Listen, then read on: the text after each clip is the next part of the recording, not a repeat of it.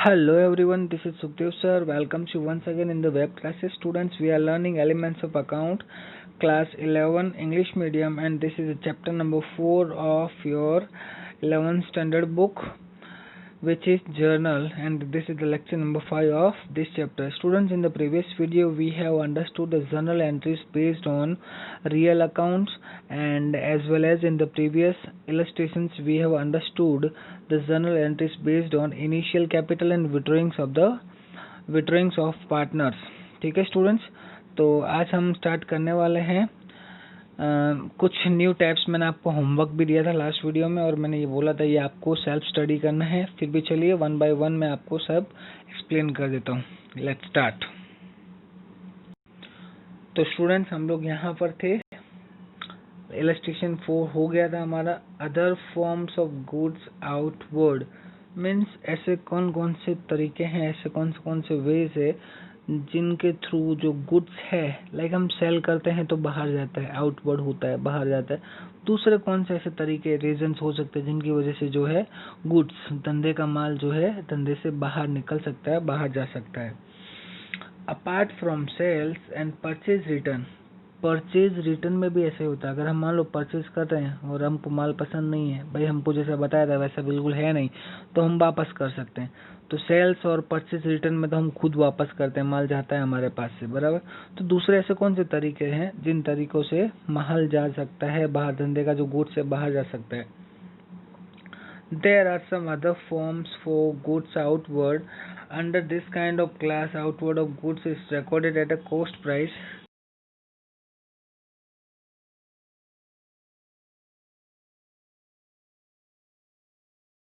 Change हुआ था, बताता हूँ बाद में। This amount is credited to purchase account means धंधे में से, सिंपल भाषा में बोलो, धंधे में से किसी भी तरीके से माल बाहर निकलता हो, परचेज रिटर्न और सेल्स को छोड़कर। सेल्स में तो सेल्स का खुद का अकाउंट है, परचेज रिटर्न में परचेज रिटर्न का खुद का अकाउंट है। बाकी किसी भी तरीके से, वो किसी भी तरीके कौन कौन से मैं अभी आपको बताने वाला हूँ। फिर भी अगर कौन से भी तरीके से धंधे में से माल निकलता हो तो आपको परचेज अकाउंट को क्रेडिट कर देना है, आंख बंद करके, ट्रांजेक्शन पढ़ने के साथ। ऐसा नहीं कि ट्रांजेक्शन पढ़े बिना तुम आंख बंद कर लो। तो चलिए देखते हैं आगे क्या है।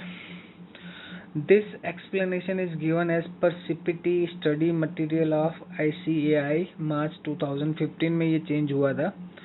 Page number 223, its accounting treatment is to be given accordingly. Let us acquire information about it.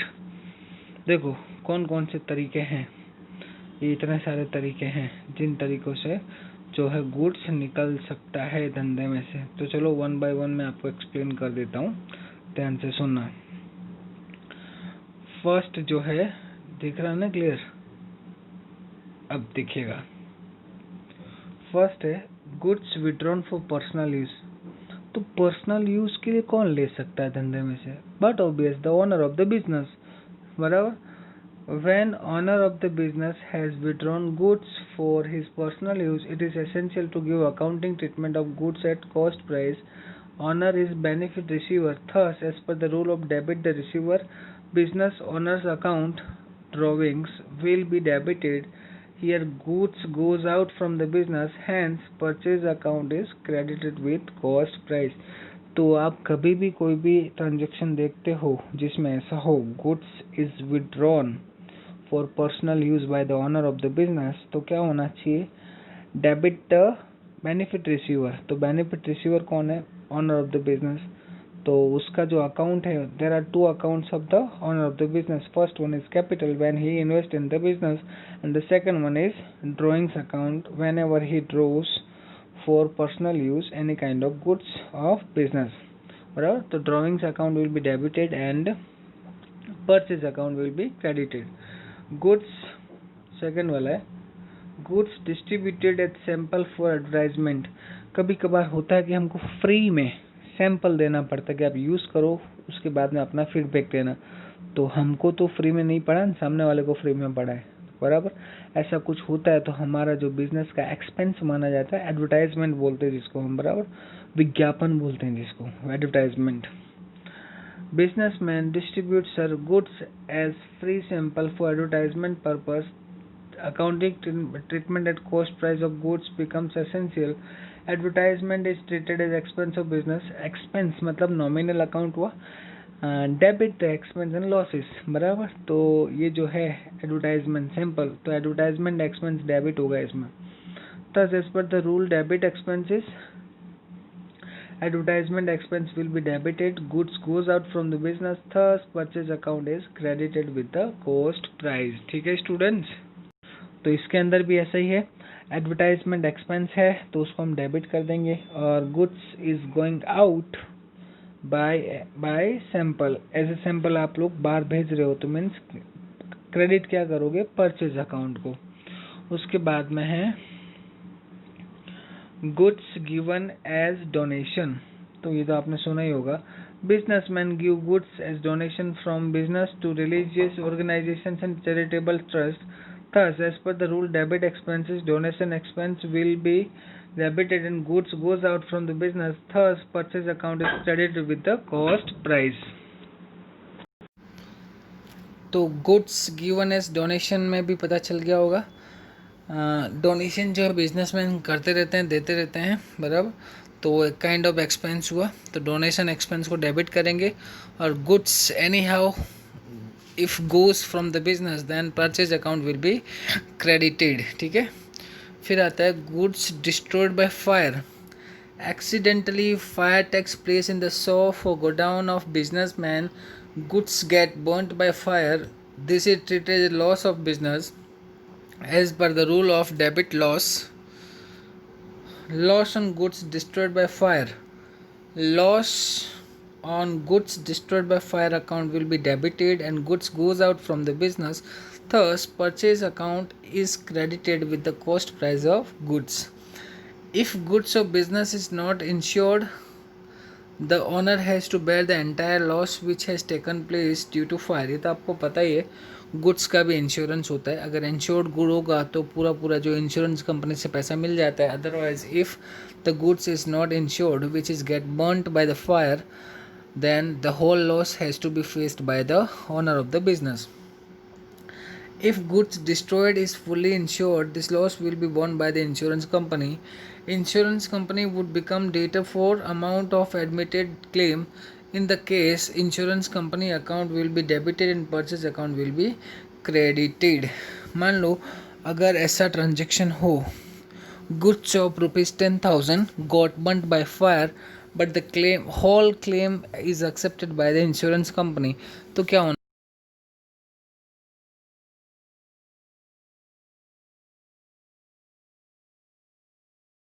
Business के लिए डेटर बन जाएगी इंश्योरेंस कंपनी. और डेटर जो है हम उसको क्या करते हैं, हम डेबिट करते हैं. तो insurance company account is debited and purchase account will be credited. Insurance company admits claim in proportion of insurance policy. If goods is partially or partly insured, the remaining amount of loss will be treated as a loss of business and debited to loss on goods. Loss on goods destroyed by fire account and goods destroyed by fire account will be credited with cost price. Likewise, goods destroyed by accident, goods destroyed by rain, goods lost due to sinking of steamer etc. treated as goods destroyed which will be credited to purchase account. तो ये goods destroyed by fire की तरह ही अगर मान लो destroyed by accident, destroyed by rain, destroyed by sinking of steamer, तो सभी में जो है एक ही प्रोसेस है. सभी में goods loss on whatever reason आपको डेबिट करना रहेगा और परचेज अकाउंट जो है क्रेडिट करना रहेगा. उसके बाद में आता है goods received as free sample. क्या आता है, goods received as free sample. तो goods received as free sample, free में मिला है आपको तो उसका कोई अकाउंटिंग ट्रीटमेंट करने की ज़रूरत नहीं है. For the purpose of advertisement of product, manufacturer और wholesaler give goods to the retailers as free sample. Generally, retailer has to distribute these goods to customers for free. In this case, there is no monetary exchange for goods. Thus, it is non-economic transaction. It will not be recorded on the basis of accounts. When goods received as sample are sold by the retailer, he would receive cash. In this case, cash account will be debited and sales account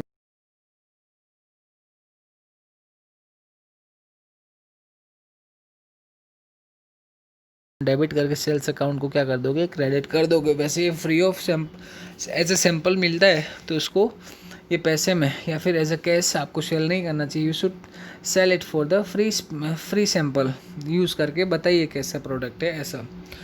theft of goods from business, अगर theft हो जाती है, stolen हो जाता है, goods stall हो जाता है। When goods are stolen from the business और शॉप और godown of business, it is loss to the business of the extent of cost price of goods. As per the rule of debit, the loss on goods stolen account will be debited as a rule. Credit what goes out, purchase account will be credited. बराबर। तो ये सारी चीज़ें जो दी हुई है तो आप थोड़ा ध्यान से समझ के कर लेना। शॉर्ट समराइज करके दिया है, ये पूरा जो दिया है 10 दिख रहा है। When goods purchased on credit, sold on credit, sales return, purchase return या किसी भी टाइप से विड्रॉ हो, किसी भी तरीके से गुड्स जो है is going out from the business, तो क्रेडिट सभी के अंदर कॉमन है, परचेज अकाउंट। ठीक है, बाकी सब आप लोग देख लेना अच्छी तरह से। क्या बोल रहा है लास्ट में, now we will write journal entries for outward of goods in different forms with illustration. Journal entry for above mentioned item number 5 to 9 shown in bracket is also popular, but in present this account is credit to purchase account। तो bracket में जो लिखा है उसको आप लोग क्या करो, इग्नोर करो, परचेज अकाउंट को ही कंसीडर करो, क्योंकि ये जो है इम्प्रोवाइज्ड है, सुधार के इसको लाया है, इम्प्लीमेंट हुआ है। बराबर। चलो एक इलस्ट्रेशन नंबर है, वो अपने इलस्ट्रेशन पूरा कंप्लीट कर लेते हैं। बराबर, उसके बाद में देखते हैं। फटाफट एंट्री बोलना साथ साथ में, पहले बोला क्या हो तो देख लो।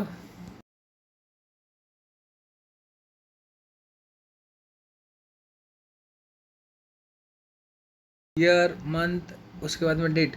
Goods of ₹1000 is withdrawn from business for personal use. Withdrawn personal use means owner of the business. Drawings account debited to purchase account. Clear, drawings account debited to purchase account. Goods of 700 destroyed by fire, it was not insured. Insured नहीं means loss on goods destroyed by fire। बराबर, loss on goods destroyed by fire account debit to purchase account. जो भी जिस कारण से loss हुआ है उसको डेबिट कर देंगे, या फिर ऐसा बोल सकते हो लॉस ड्यू टू फायर होगा। Loss on goods destroyed by fire account debit to purchase account. Goods of 5000 stolen from business, loss due to theft account, loss due to theft account debit to purchase account। Goods stolen received back of 100 on police investigation। ये थोड़ा अलग है, पहले अपने एक काम करो, तीनों के तीन चेक कर लो हमने करेक्ट बोला है कि नहीं बोला है, वो देख लो।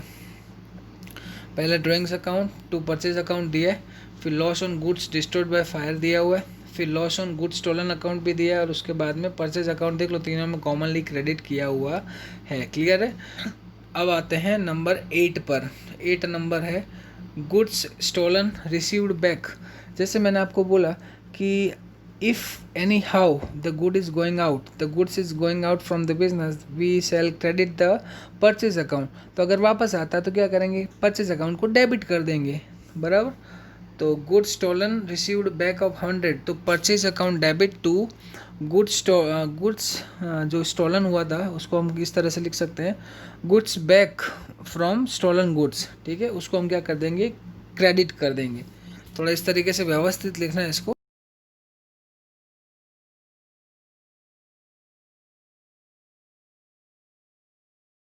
किया था, वापस मिल गया तो हम क्रेडिट कर देंगे। तो डेबिट और क्रेडिट करने से जो अकाउंट कैंसिल हो जाता है, बराबर, क्लोज हो जाता है।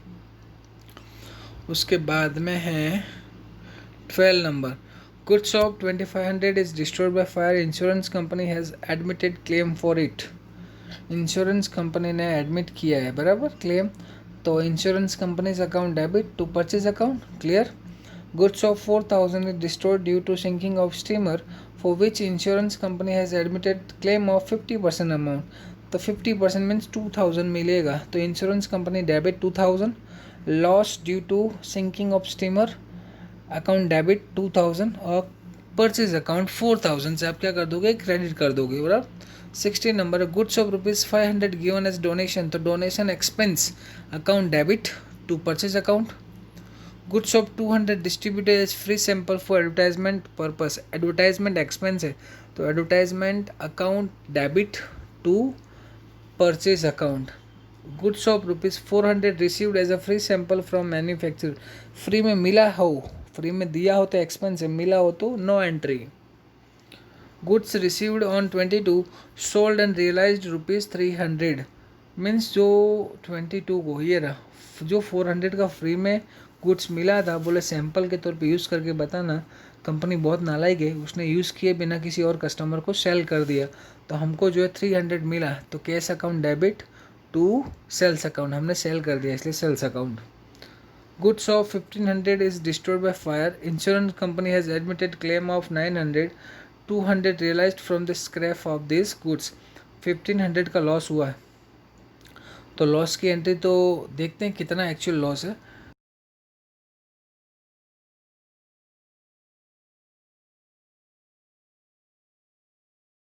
तो कैश अकाउंट को हम डेबिट करेंगे। Insurance companies account debit 900, cash account debit 200, तो 900 प्लस 200 1100 हुआ, तो 400 का हमको लॉस हुआ है।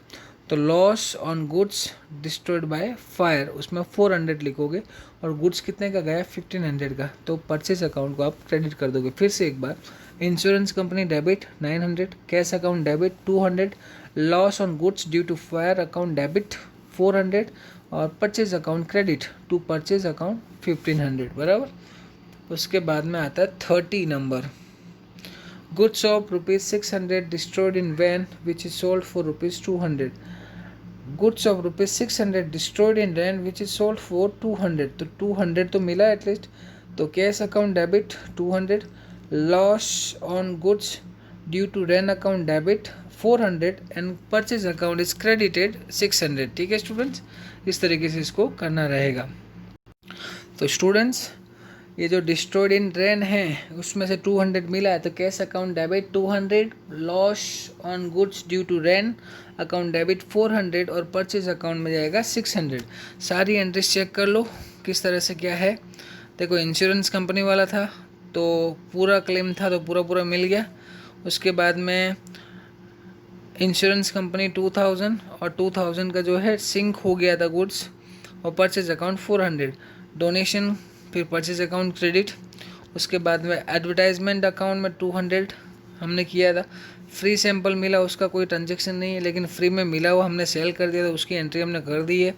उसके बाद में देखो, 900 का इंश्योरेंस कंपनी ने क्लेम किया था, 200 भंगार का मिला था, स्क्रैप का 400 का लॉस हुआ, इस तरह से टोटल 1500 हो गया। लास्ट में 200 loss on goods destroyed in rain account 400 और 600। ठीक है स्टूडेंट्स, इस तरीके से ये कंप्लीट हुआ। अब जो है ट्रांजेक्शन स्टार्ट होने वाले हैं, ट्रांजेक्शन्स थ्रू बैंक। तो आई थिंक ये हम जो है नेक्स्ट वीडियो में कैरी ऑन करेंगे। आज के वीडियो के लिए इतना रखते हैं, दैट्स इनफ फॉर टुडे। तो आपको होमवर्क में जो है वो बताया था वही करना है, और उसके बाद में इलस्ट्रेशन नंबर 5, और स्टूडेंट्स इनके जैसे जो है